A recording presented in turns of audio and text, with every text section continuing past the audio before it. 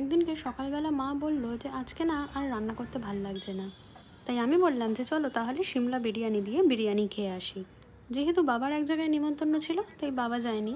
তাই আমি, মা আর বোন মিলে গেছিলাম লাঞ্চ করতে। চলে গিয়েছিলাম লেক টাউনের সামনের সিমলা বিরিয়ানিতে। এইখানকার ফুড কোয়ালিটিটা কিন্তু আমার বেশ লাগে। একদিকে তো বৃষ্টি ভেজা দুপুর, তার উপরে ছিল ওয়েটিং, আর এদিকে যেন পেটে ছুঁচো দৌড়াচ্ছে। ওদের ওখানে নতুন পার্কিং এরিয়াটা করে কিন্তু বেশ সুবিধা হয়েছে। ওয়েট করতে করতে মায়ের মতনই আমাদের সবারও ঘুম পেয়ে গেছিলো।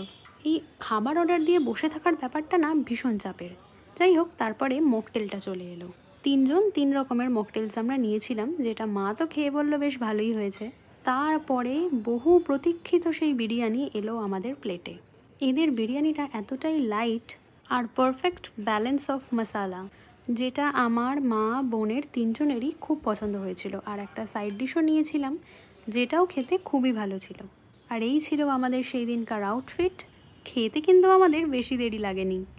তারপরে আর কি, খাওয়া দাওয়া শেষ হবার পরে আমরা 3জন মিলে বাড়ি চলে এলাম। আর বাড়ি আসার পথে হলো একটা সমস্যা, আমি রাস্তা ভুলে গিয়েছিলাম, তাই জন্য বেশ কিছুটা আবার ঘুরতে হলো।